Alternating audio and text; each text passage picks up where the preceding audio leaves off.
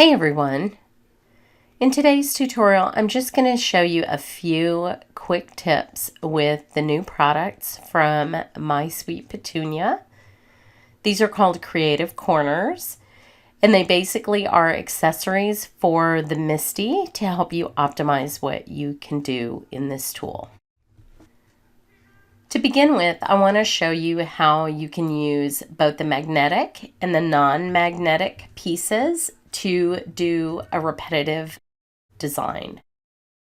I have 2 of the corners. This comes in a set of 5. So 2 of the corners are magnetic, and then there is a non-magnetic L. And they basically give you an additional corner inside the MISTI so that you can use them as bumpers to change the position of your cardstock, but still have a secure corner to ensure perfect stamping with. So I thought that was a genius invention. So what I did was I just removed one of the corners and I'm stamping the It's Your Birthday sentiment. And I'm stamping it a few times so I can get a nice crisp image. This is an Altenew ink cube and all the supplies will be listed below the video.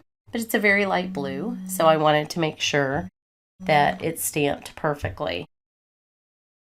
Next, I'm going to remove the second corner and use just the non-magnetic L piece, which I like to say was named after me, in the corner.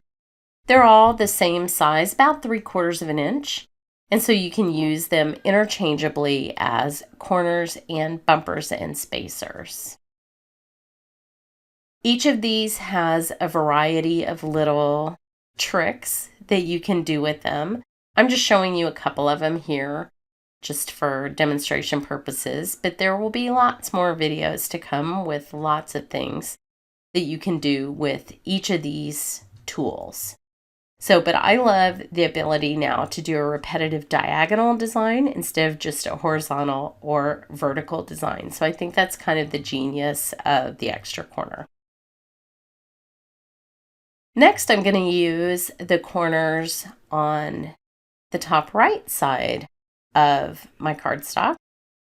And this is something we also really couldn't do accurately before, is sort of increment the card up towards the top right of the MISTI because we didn't have a corner up there. So you could have used washi tape, you could have just used your magnets, but it isn't as precise as having a corner, which really is the genius of the MISTI. And so I love the ability to have a top corner as well. So same stamp, I'm just using Memento ink, and I'm going to stamp again the It's Your Birthday. And then I'm just going to move the corner piece up using in this case, I'm using the mouse pad, but you can also use the grid paper. They have exactly the same grid. It's a 1/4 inch grid. And I'll just align the corner there to give me a secure place to put my cardstock and a nice diagonal movement. Now just remember about magnets. Magnet strength is straight up and down to the magnetic base of the MISTI. Magnet strength is not lateral, so you still can have some lateral movement. And so you need to make sure that you don't bump the corner piece, otherwise it won't be accurate. Just precisely place your paper in the corner and then just lightly put it back in to over stamp. The lateral movement is what lets you separate the free-form magnets, actually, because if you'll notice, you can slide them apart horizontally, but you can't pick them off vertically, and that's because the strength is in an up and down movement, not a side to side. Now I'm going back to using the corner in the lower left for what these tools are really good for, which is off-edge design. So if you have a large background stamp, or if you have border stamps like this lace stamp, again, supplies listed below and on my blog post. These are all from Stampin' Up. Being able to have a floating corner lets you overstamp accurately and do an ombre effect, like I'm doing here, without having to washi tape your cardstock or hope that you've lined it up in the same place on the grid. So it gives new life to your background stamps and your longer stamps that you want to go off the edge of the card. Now I'm moving the corner up 3/4 of an inch. That will give me enough clearance for that design. And then just gently putting the cardstock back into the corner. Again, my apologies for cedar voice. Cedar season is almost over. My February videos should be back to normal. Again, I'm going to do the ombre, except this time I will do it from the opposite side, just to give a little bit of variation to the design. I like to, at the edge, just dab a little bit of ink off with my finger. I don't care what people think of me when I have ink all over my fingers, so that's fine with me. But you can also do it with a sponge dauber. But it really adds just some softness to the edge so you don't get a hard line where the ink pad ends. It's a great way to do an ombre. And don't forget to clean in between because you will be going back to the lighter color. I'll do the third one. Again, just make sure your cardstock is securely in that corner. This is, by the way, Daffodil Delight ink and Watermelon Wonder ink. I think they're a beautiful combo. Nice and warm. And this sort of has like a fiesta party look. And I felt like I was in the mood to do birthday cards today. So just pat the stamp dry after you clean it with your absorber. You can get some weird results if it's a little bit wet when you go to ink it. It's not a big deal, but you would have to overstamp it. So again, alternating the Watermelon Wonder ink onto the other side for variation. And stamping the lace ombre again. Now again, I'm going to move it 3/4 of an inch using the rulers on the MISTI.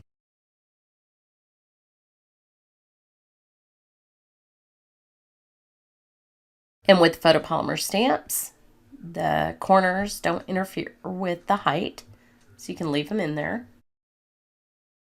Put it back in the corner and stamp again. I usually have to do this with the lighter colors. And it's no problem with the corners. So one more time, I think this will be my last one. I'll clean it, dry it, and add some Watermelon Wonder on the other side. I'll be very sad if this color goes away. It's one of my favorites. And I just love the way the ink layering looks in this technique. It looks just fiery and sort of warm. Probably something everybody could use right about now, since it's cold outside.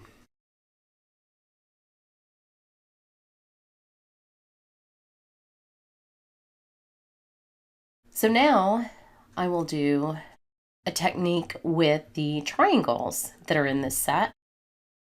This is something I demonstrated at Creativation.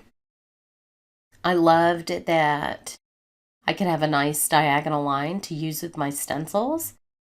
So I just placed my cardstock down, and then the stencil, and then the Creative Corners triangle. Then I'm using my Clarity Stamp stencil brush and Watermelon Wonder ink to apply the design everywhere except where the triangle was. And when I'm finished with that, I put the triangle back and just make an edge that really defines this section that isn't covered by the stencil. What the triangles are also great for is for lining up diagonal sentiments, which I'm going to do now. You'll want a sentiment that is flat on one side I found out on this one that the flat side is on the top, not the bottom, so I flipped it. And I love this sentiment. It's so much fun. The stamp set is called Double Take, and it has sort of a retro look with a detail stamp and then a shadow. I'm going to stamp the detailed stamp first. It doesn't matter which order you do it in. But I wanted this aligned on the diagonal. So I'm stamping that little detail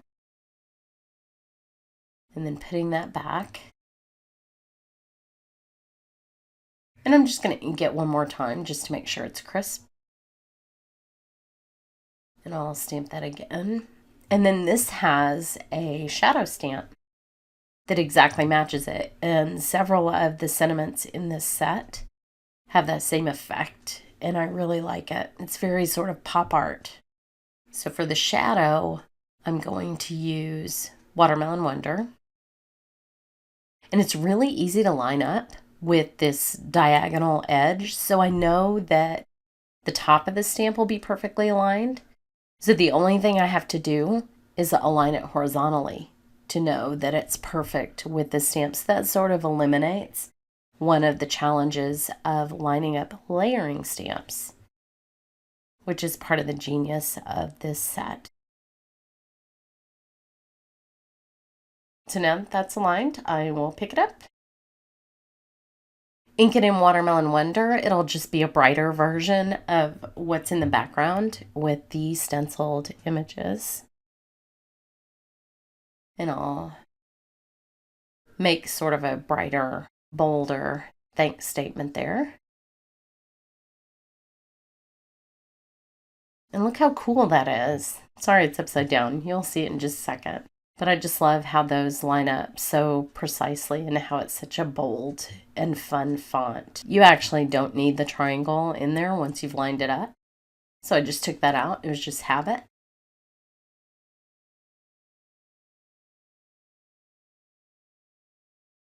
And there's the thanks. So I hope you've enjoyed this quick tour of the new stuff. I really like them and I think you'll have fun with them. So thanks so much for watching.